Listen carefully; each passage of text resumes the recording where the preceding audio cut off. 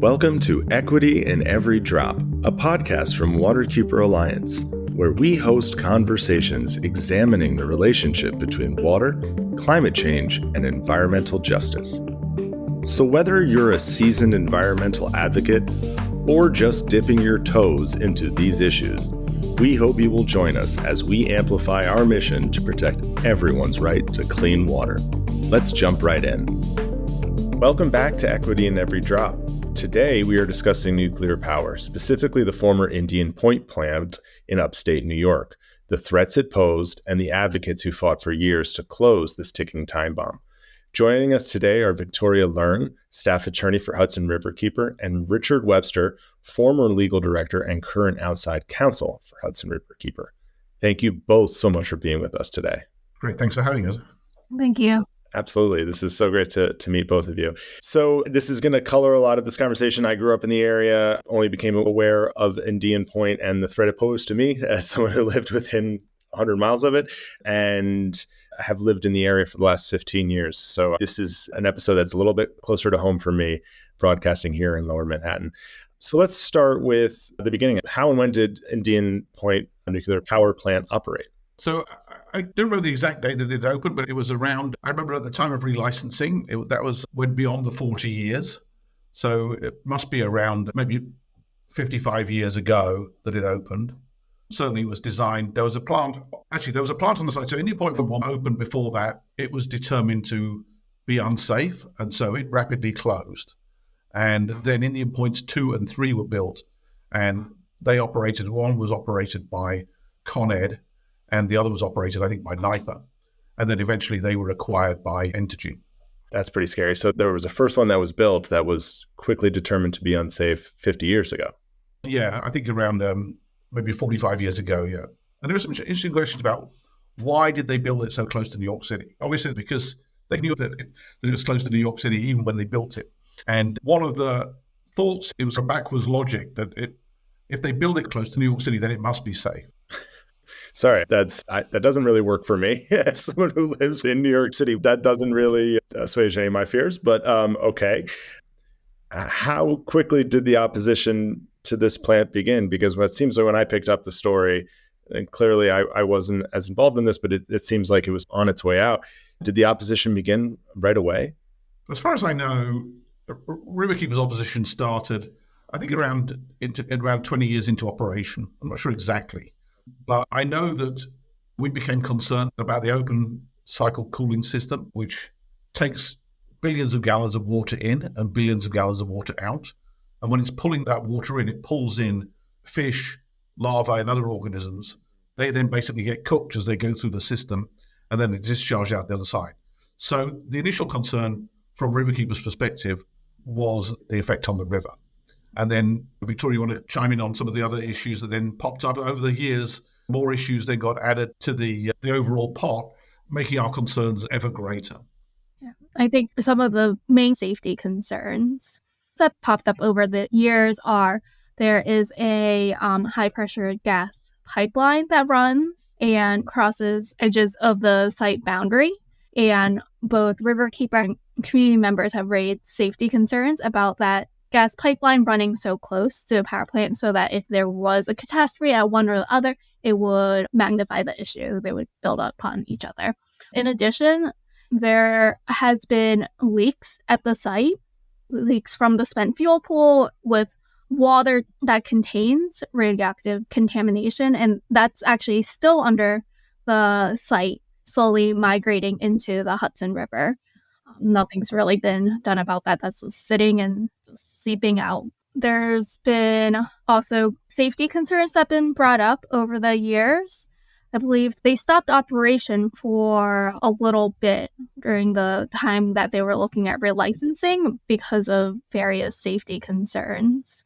And then now with decommissioning, we have lots of concerns in addition to the safety and the environmental concerns. People are worried about how to deal with spent fuel that's on site, with the wastewater that's on site. All that nuclear waste has to go somewhere, but our country hasn't figured out a plan for how to deal with that. In addition, with the closure of Indian Point, This is something that Riverkeeper hasn't been the lead on, but there's big just transition issues.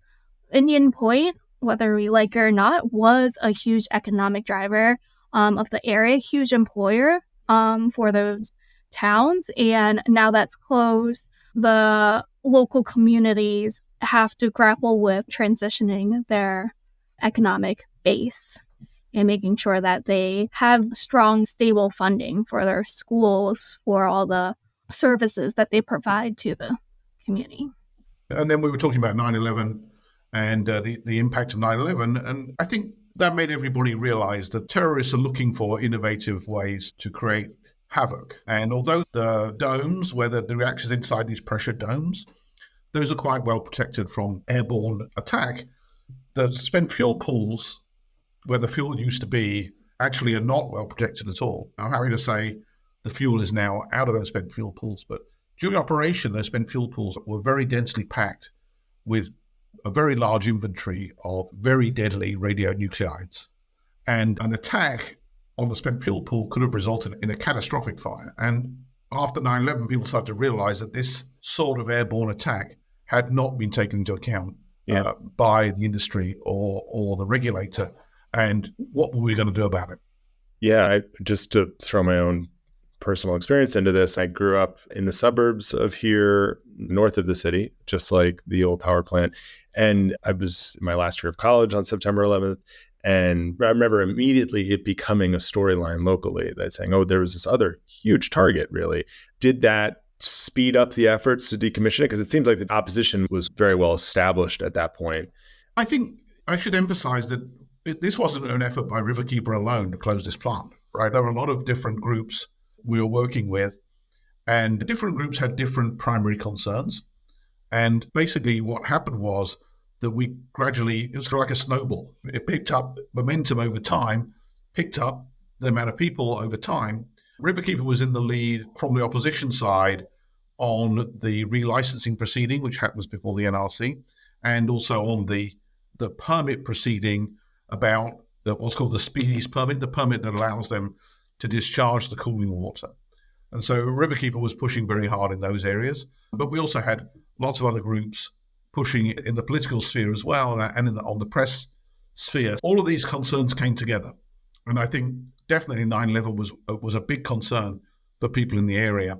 I think it added to those people who are concerned about the river, those people who are concerned about safety. I should mention the safety problems that we highlighted were significant. There were recurring problems with safety that the industry was saying, don't worry, we've got it all under control, but then repeatedly they didn't have it under control. And I think that's another thing that undermined the case for Indian Point, is the industry Entergy really was always overplaying their hand, reassuring people they had things under control when they didn't. And in some ways, the industry is its own worst enemy by trying to paint the rosiest picture possible rather than being transparent about what's actually happening. So the other participant in these formal proceedings was the state, right? And so the state actually opposed the relicensing of Indian Point really quite effectively alongside Riverkeeper. And they also were obviously instrumental in the permit proceeding. And those two proceedings really worked together to open up the space where the closure of Indian Point could even be considered. Yeah, it seems like there's a lot of reasons to close it, and a lot of people fighting for that. I wanted to step back a little bit and talk a little bit more about the effects on the river. And when I was reading up on the issue, I had heard that, correct me if I'm wrong, that the plant took in 2 billion gallons of water a day. Is that possible? I think that's right, yeah. And that's twice the amount of water that New York City uses every day. It comes, as I say, they draw it in, it's used to cool the steam, and then it goes back out again. I should say that there is a biological survey of the river, which is ongoing, and actually we push very hard to ensure this survey was actually paid for by the Indian Point plant operator, because they knew at the time that it was going to have an effect on the river. And I should also say that Indian Point originally was supposed to be designed with a closed cycle cooling system, but it never got built, the closed cycle cooling system, because it would have been more expensive. Can you explain? So what they did is that they were taking water from the river and putting it right back in the river, heated and killing these fish. Explain to me what the closed loop system, is that what you call it? So the closed loop system is where you see these cooling towers. It's where the water goes up through a cooling tower. It cools down the cooling tower, and it cycles back. And that actually cuts down about on 95% of the intake and discharge because you just recirculate the water round and round. There was a huge fight about that, which I'm old enough to remember, where Entergy basically didn't want to do it. They proposed all sorts of different alternatives, none of which was as effective. And in the end, the state was about to require some quite stringent cooling technologies, which would have made the plant harder to operate. I think that was a linchpin. That's an important linchpin in these proceedings for anybody that's working on a nuclear reactor is the discharge permit. The Clean Water Act discharge permit is a critical part of these reactor operations. And it's handled generally by either the state environmental agency, in this case, EC, or the EPA, and they're a lot more sympathetic than the NRC, which is the Nuclear Regulatory Commission. And that has proved to be a good angle if you have some issues with a nuclear power plant. And I should say, by the way, Riverkeeper is not anti-nuclear. We're not trying to close nuclear power plants because we don't like nuclear power. The question is, what impacts is it having and how is it being run? And I personally avoid discussions about nuclear power as a kind of a concept. I mean, obviously, as a concept, it's great, right? Concept, you split atoms, you get energy, you boil some water, and then you create some electricity, right? The problem is there's a few little problems along the way, which is obviously spent fuel is a problem, the waste is a problem. But then you have all of these other ancillary issues. How do you cool the plant? How do you maintain the plant? How old can it be before it really should shut down and so forth? It's not that we're anti-nuclear. We just felt like Indian Point was the wrong plant in the wrong place at the wrong time. Yeah, it definitely seems like the wrong place. And Victoria, I can go to you on this. What was the impact on the community? Tens of millions of people live within the evacuation zone. Is that right? Something like 20 million people lived in this area? That sounds right to me. I don't know the exact number off the top of my head. So I think there is a very strong group of activists that live in the area. I think while there are some in the community that really celebrated the plan, that depended on it for employment, for its economic stability, there was also a big push from the community members that raised these safety concerns. Indian Point is very close to the elementary school of Buchanan. I know parents have raised concerns about the safety, the possible effects of radiation exposure to the children in the area. Also concerns about drinking water. Communities use the Hudson for recreation. How does that impact their health if they allow their families to be exposed to the water? There's many viewpoints in the area, but I think there's always been people that have been pushing to make Indian Point safer and ensure that their communities, while they are getting the economic benefit, they're not paying for it with their own health. Right. And I should say on community impact, so one thing that came up some time ago, I think this is under George Pataki, was something called the WIT report, which was a report by an expert on the effectiveness of the evacuation plan.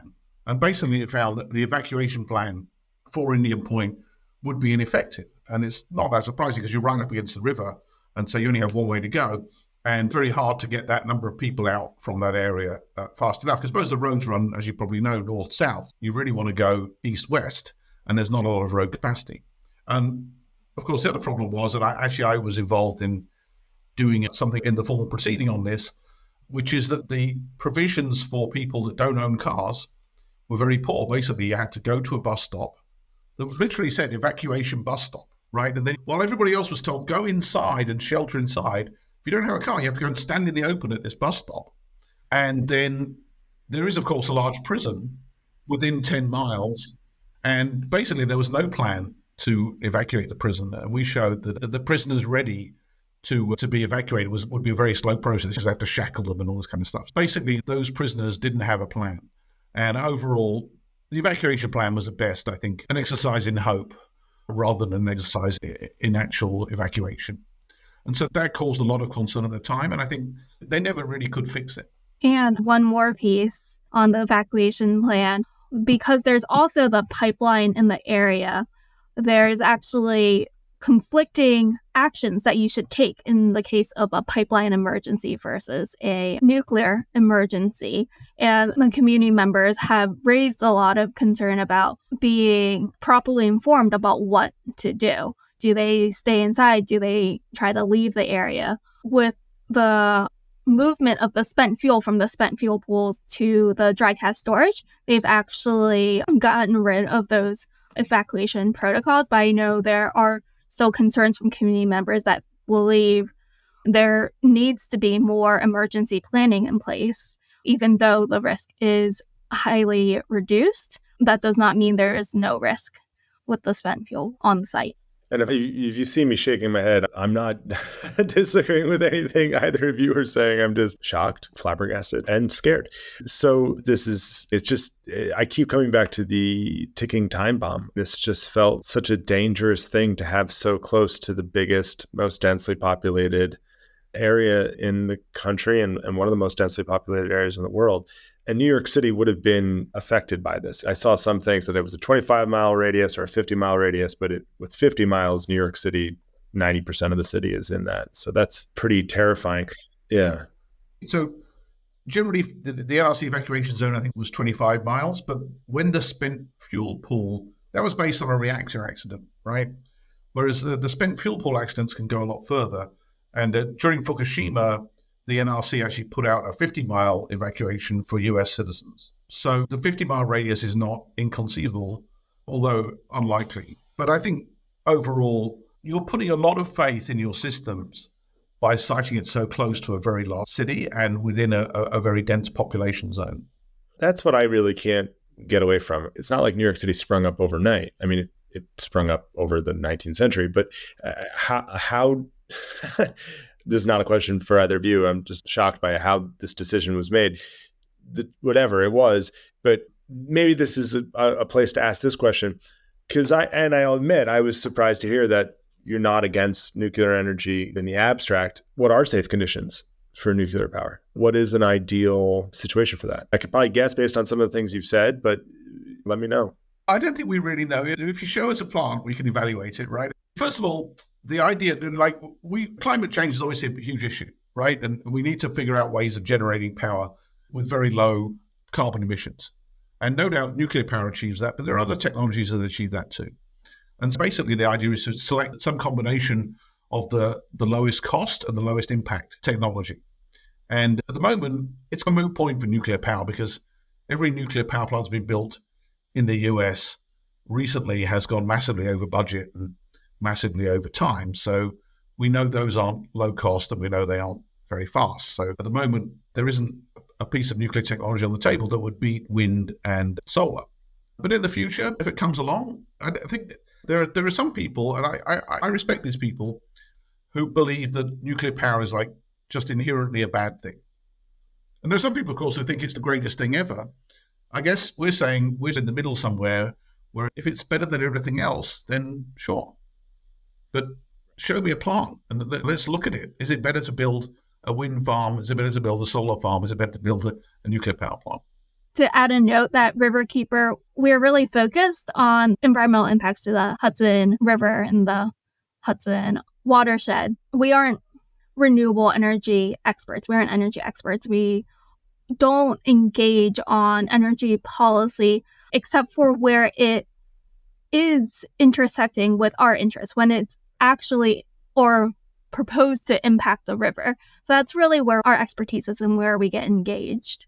Yeah, so I want to talk more about that. And I just want to add one thing to what Richard said about wind and solar power is that there's never been a nuclear meltdown, a solar plant, right? And it may not be up to speed, but the risks seem very low. Let's talk a little bit more about the effects on the river. So I have a background in urban wildlife. Before I worked at Waterkeeper Alliance, I was very interested in the animals of New York City. And then also, obviously, the Hudson River is such a huge part of that, and the striped bass and all the other fish. And even now we have some more marine mammals coming back, which is so exciting. What effect did this plan have on marine biodiversity? I think I have some sense of it, but I would love to hear from you both about how this affected this ecosystem. So big picture, what we know about the Hudson is that the water quality has recovered dramatically. But The fish stocks have not. And so there are things that are inhibiting the re-emergence of the fish stocks and the replenishment of the fish stocks. And the thought is that this plant is one of the reasons that the fish were not regenerating. Now, we've had a couple of years. We have surveys. I don't think we have any definitive evidence yet of dramatic recovery, but we know that it's going to help recovery. The question is, how much? Victoria, anything else on that? And while the plant was operational, that cooling system that Richard mentioned, it would kill about 1 billion fish in fish larvae a year. By pulling them in through the system, the fish and fish larvae get entrained on the various screens. They get killed by the temperature of the water. So it made a big impact when it was operational. Yeah, 1 billion fish a year is nothing to sneeze at. And correct me if I'm wrong on this and on anything, but I was doing some research on this before we spoke. And am I correct in saying that the plant had designed this intake so that it wouldn't, or they claimed that that it could keep fish out? Is that correct? That was one of their claims? Some of them get trapped on the screen and die on the screen, and some of them go through and get cooked in the plant. And they had a series of attempts to retrofit technology to minimize that effect, but none of them were very effective. Well, I mean, 1 billion fish a year doesn't sound very effective. Can we talk a little bit more about, I think we understand the threats that this posed, both to the river, both to communities, both to just catastrophic events and everything tied in there. What was the process of getting this plant decommissioned? And we can talk about the process and maybe later we can talk about where we are now. I think, as we said, there's a building head of steam, if you like, which was thinking this plant is not a great idea. Nuclear plants were initially licensed for 40 years, right? So when it was coming up towards its, I think about 5 years from the end of operation, it had to apply for a new license. And when it applies for a new license, then, which is a process called relicensing, then both citizen groups and the state can intervene in that proceeding and try to show problems with its application for relicensing. And so both Riverkeeper, the state, and Clearwater, another environmental group on the Hudson, intervened in that process. So that was one sort of formal thing that was going on. Parallel to that, its Clean Water Act permit was coming up for renewal. And so there was a hearing going on its Clean Water Act permit, which was an odyssey. I think that one went on for, over 10 years. That decision was being made. And then there were various other decisions being made, the coastal consistency determination. So basically what happened was the state, I would say, was pulling the strings in every possible way to make life difficult for Entergy to get their license renewal. And also difficult and expensive. Yeah, and expensive. And then also the state was ensuring that the state really decided that this open cycle cooling system was inadequate and they needed to replace it with something much better. And basically between the state and Entergy decided that, well, this is just getting too expensive for us. We'd rather just close the plant down. And so we then ended up settling with the state, with Entergy, to agree to close the plant within, I think it was a 3-year closure period from the date the closure agreement was made. And that provided some time for people to adjust, which was a bit of a shock to the local community. They had been banking on this plant basically being there forever. And so it caused a huge amount of consternation that the plant was going to close because those communities were relying on the plant not just for jobs, but also for tax revenues. Right. Victoria mentioned that it's not just the jobs, right? It's the teachers' jobs. It's the fire department. It's not flipping a switch. And cynically speaking, that's kind of how these plants embed themselves into the community, right? To make it harder for them to close. And so there was a 3-year closure agreement. And then after the plant had closed, then the issue came up, who's going to decommission it? And then the question was, would Entergy decommission it or would they get somebody else to decommission it? And Entergy basically said, we could wait under the regulations. We're allowed to wait 60 years before we decommission. But if you'd like it done faster, we could sell the plant to these other guys who will do it faster. So that was the kind of background for this company, Holtec, coming in and promising to do it faster.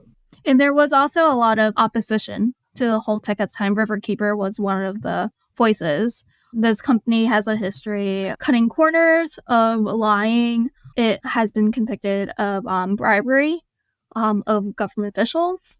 We felt that it wasn't a reliable company, a trustworthy company to take over this task where there are so many safety risks that are implicated.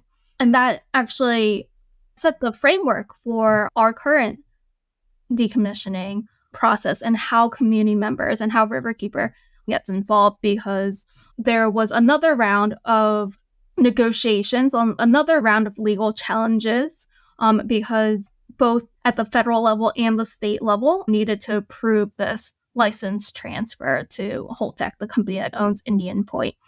With these legal challenges, that opened the door for some negotiations, and the state entity, Holtec, Riverkeeper, and a few other groups were able to negotiate some of the strongest state oversight provisions in the country. It's really a landmark deal where we got the Decommissioning Oversight Board, which brings together all the state agencies and local municipalities and experts. Riverkeeper, we are represented by Richard on the Decommissioning Oversight Board. There is a technical advisor, Dave Lockbaum, on the board, and they meet I believe it's like roughly every quarter to make sure the decommissioning is on track. And it's also a great forum for community members. One of the goals we had was to have a space where the community can learn about what is going on with decommissioning and also provide input, to provide public comment on this. And while there are still some kinks to be worked out, the DOB has given us that space to work with. So to that end, I originally wanted to ask this as, I'll just ask the first question first. Where are we with the decommissioning? And then I guess the second part is, what risks remain to health, civilization, water quality? I mean, however you want to take that. Okay, we've made substantial progress, right? Obviously, the reactor's shut down, so there's no fuel in the reactor itself. And then they've moved all the spent fuel from the spent fuel pools to what's called dry cask storage, which is basically where they put the fuel into a canister, which sits in the middle of a big cask and sits on just on a concrete pad. Victoria and I have been out and look at those concrete pads. There's some very big canisters sitting on some concrete pads. The good thing about that is that it divides the fuel up into separate compartments. And so even if you could have a problem with one compartment, it's very unlikely to spread to the next compartment.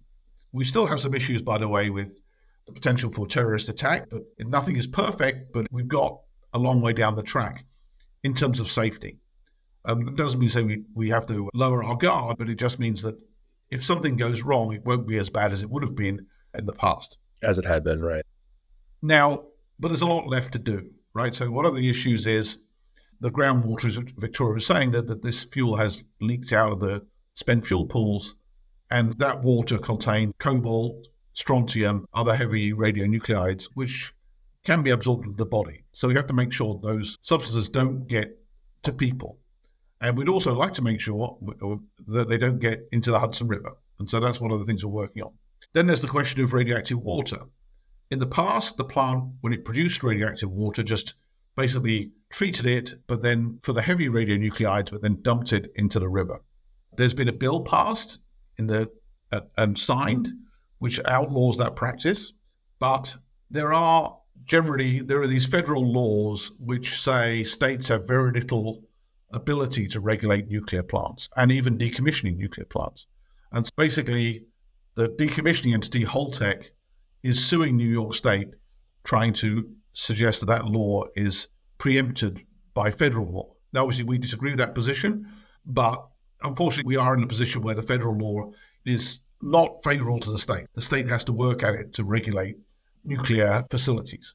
But the question is, with that radioactive water on the site, if it doesn't get put into the river, where's it going to go? The nuclide that's left in the water is tritium. It has a half-life, I think, 12.6 years. So our position is let's just store it for a while. Let's hope that some good technology comes up that allows us to separate the tritium from the water, which is very hard to do because there's no chemical difference between tritium and hydrogen. And so when it's in water, it's H2O, right? So when it's water, there's no difference in the water with tritium in it and the water without tritium in it in terms of chemical behavior. There's only a difference in terms of weight. And so separation is hard, but not impossible. So our position is let's store it, let's wait, let's see if better technology comes along. And then if it doesn't, ultimately, we'll have a lot less activity to discharge. Holtec's position is they want to discharge it now. I think they've used this as an excuse to delay the decommissioning. I personally, and anybody who wants to go look at the tapes of the decommissioning oversight board, will see me expressing some skepticism about Holtec's position that basically they've used that law as an excuse to delay. The reasons for delay are not that law. Let's put it that way. Yeah, but are they profit? Is this about their bottom line? It is. Yeah, it's not. It's very much completely about their bottom line. So Holtec, they, in addition to owning Indian Point and handling the decommissioning, they have various, their subsidiaries or related companies where they develop the technology to the dry cask storage technology, for example. During a lot of the decommissioning, they can contract basically to themselves, and they get paid for running the decommissioning, and they also get paid as the contractor that does the task. In addition, Indian Point, while it's in operation, it built up this decommissioning trust fund. This is a precautionary trust fund that is required by the NRC. It's actually required for all nuclear power plants so that the operator keeps this money. So when the plant closes, we know we have enough funds to fully decommission the site. This is really important because decommissioning is a really expensive process. And in the past, there have been plants where they have run out of money and then you're just stuck. So with Holtec, they're hoping to decommission Indian Point as cheap as possible using the trust fund. So all of this is coming out of this pot of money, not Holtec's own pockets, and they can take home whatever is left. Oh my God.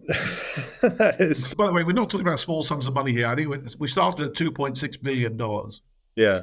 Yeah. One of the thoughts I have is that why are they delaying? I think the reason they're delaying is likely to be that they basically are allowed to invest this money. I think they've got $2.1 billion left.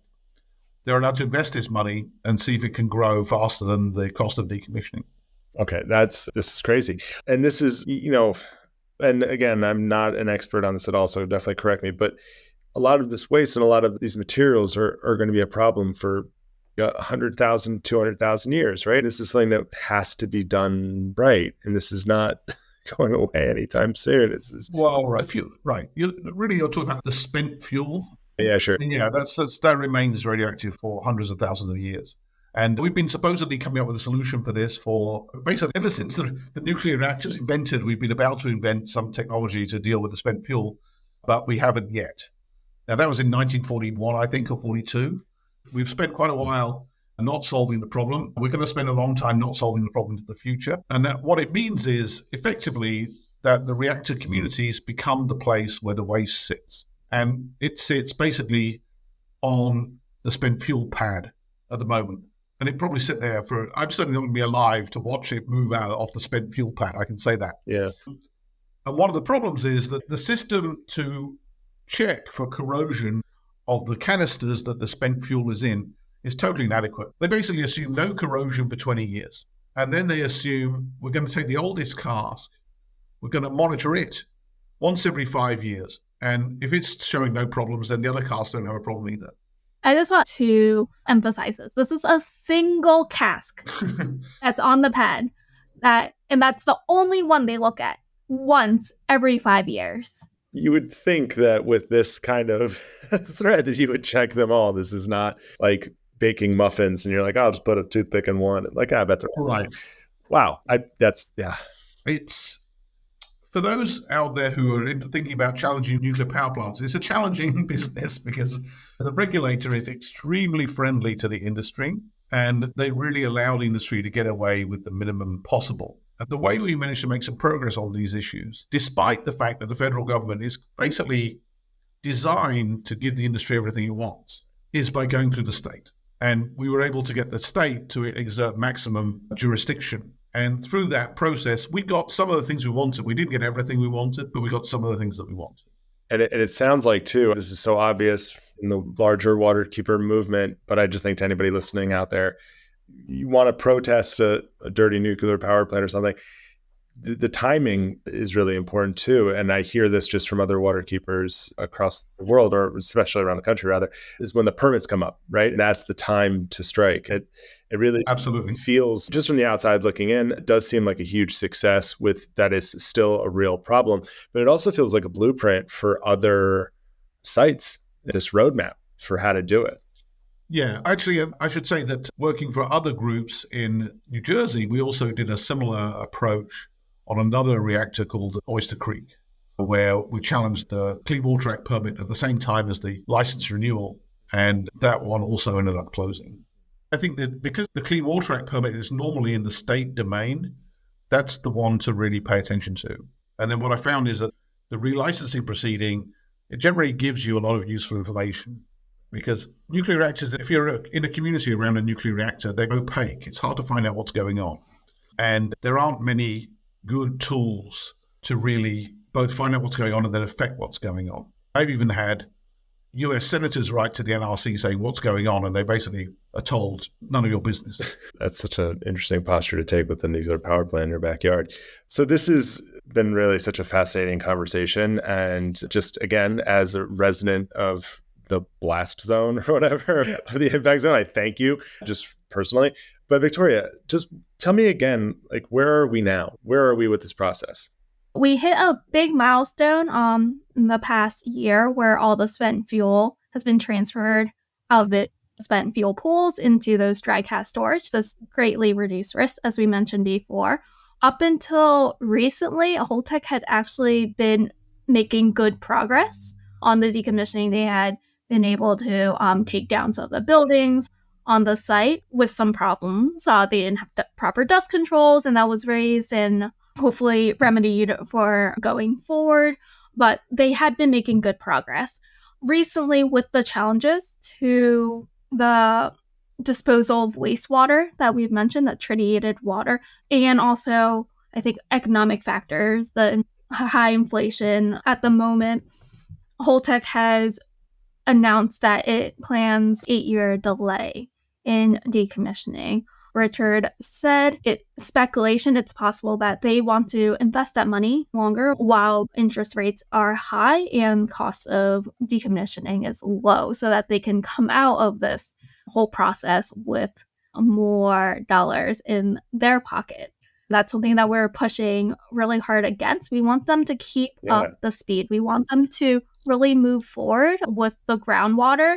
They don't plan on addressing the contaminated groundwater that's seeping into Hudson until after they're done taking down all the buildings on the site. We don't agree with that. They can start putting in different measures. Actually, the groundwater has been well monitored over the years. So we think that they should have a good amount of data to start looking at different solutions for it. So that's something that Riverkeeper is really going to be focused on coming up. Yeah, maybe I could just mention, I remember somebody at Riverkeeper, I wasn't a Riverkeeper when we started opposing this, I'm not quite that old, but somebody told me that when Riverkeeper started opposing Indian Point, trying to get it closed, somebody said it's impossible to get a nuclear power plant closed. So I think that kind of sets the background, which is the people that came before us at Riverkeeper did wonderful things on this project. We were able to continue it. And we have lots of problems left, as you hear. Every time we win something, we have a problem as a result of that win. But we've scored some wins. We've made some progress. And I think we're very happy that we have. And we're conscious that having helped close this plant, we carry a responsibility to try to ensure that the decommissioning is done safely, effectively, but also that there's a transition made for the local towns so that they can actually get through this transition period, and for the workers. Because we can't just go around closing things and then not taking responsibility for what we do. And so we need to take that responsibility, and we need to ensure that people understand that we know this was a huge deal for all concerned, and we want to make sure that it comes out the best way it can. And it won't always be perfect, but we can at least do the best we can. And I think that's so interesting the way you put that, because this is one example of a thing that needs to be replicated in a number of different venues, right? Like, we need to rethink our transportation fleet. We need to rethink our power. I keep coming back to coal country and coal power plants and coal mining, right? We can't leave people behind, but we can't continue in these terrible practices either. So how do we do that?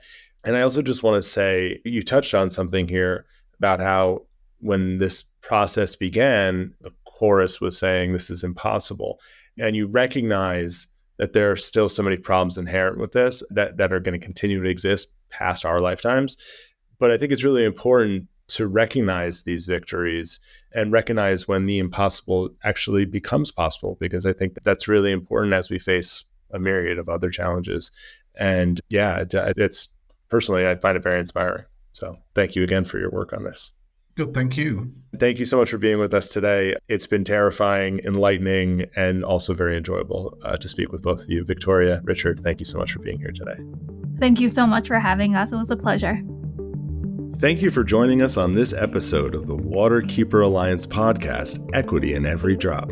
Be sure to subscribe to our podcast on your favorite platform and visit waterkeeper.org to learn how you can get involved and help support our mission to make waterways cleaner, healthier, and accessible to all. Every drop counts. Until next time, I'm Thomas Hynes. Thanks for listening.